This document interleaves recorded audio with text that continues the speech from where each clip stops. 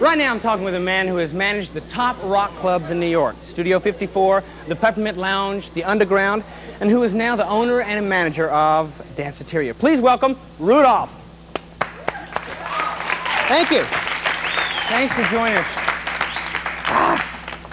God, how often do you do dancing? Every night, 7 nights a week. Is that right? Boy, you must be acclimatized to all this. Yeah, I don't need a health club. Yeah, really? Yes.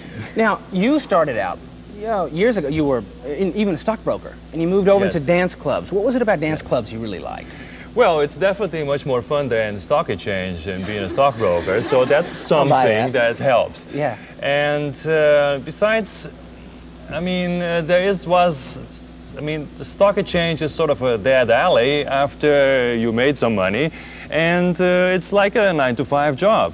So I wanted to change the 9 to 5 and make it from 9 at night to 5 in the morning, which sounds more interesting. So then club seems to be the right business. All these clubs you've been really some of the top around. What is it you find is a secret to a good club? I think the secret is magic and energy, which is transporting people to a different reality or to no reality and make them having a good time, and at the same time recharge their batteries with the interaction which exists between people. The clubs really are about music and people, and that's what has to be good in a club in order to have this club working and in order for everybody to have fun. Well, if the people are the actors, you really are the person that sets the stage, the scenery, as it were. Maybe a gray eminence, yes, but that's what people, I think, have the impression that everything is prepared for them to have a good time, but in reality the responsibility is on the people. And they are the ones that are going to make a great night by the way they dress, by the way they dance, by the way they are around, and with the new fashions they come up with.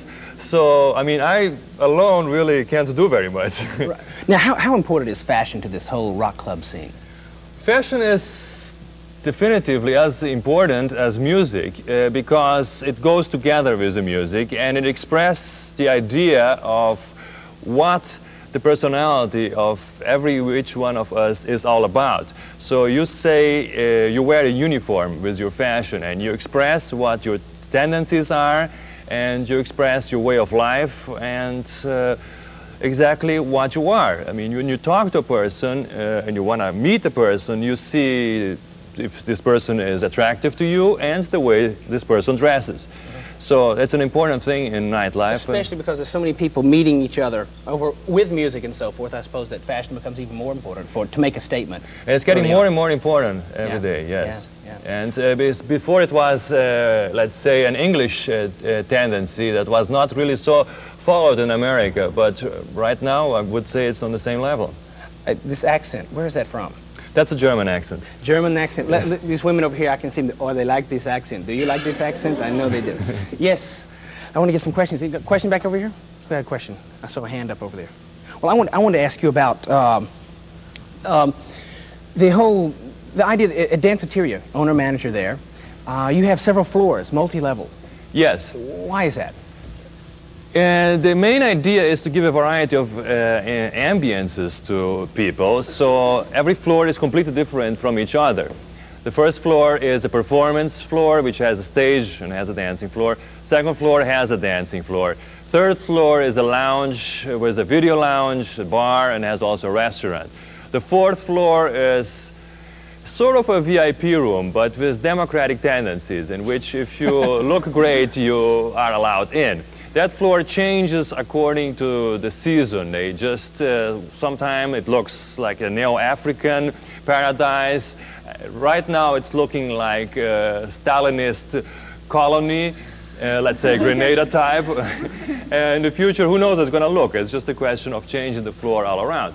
Then in the summer we have the roof, which is an open air space on the 13th floor of the building, which is something that's great by itself when you just watch the landscape. Unfortunately, in the winter, you're going to have to wear a fur coat, and so it's not really open.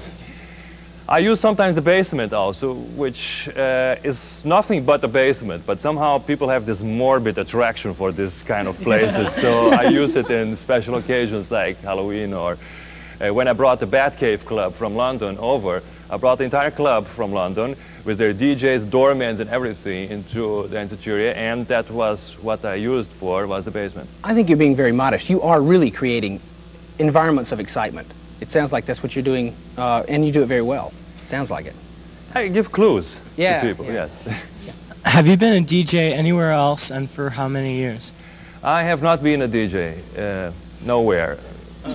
I just rely on my DJs, and which really are a good source of information to me of what's going on, besides literature and the people which I talk with. Yeah, okay. How do you pick the bands? Because I know a couple people who are on.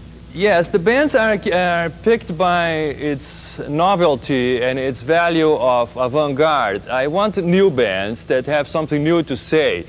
And I don't really follow my personal tastes, which sometimes is in agreement with the band and sometimes not. But if I feel that there is a new source of energy there, like REM that played just now, I mean, I want something that has something to say to the crowd.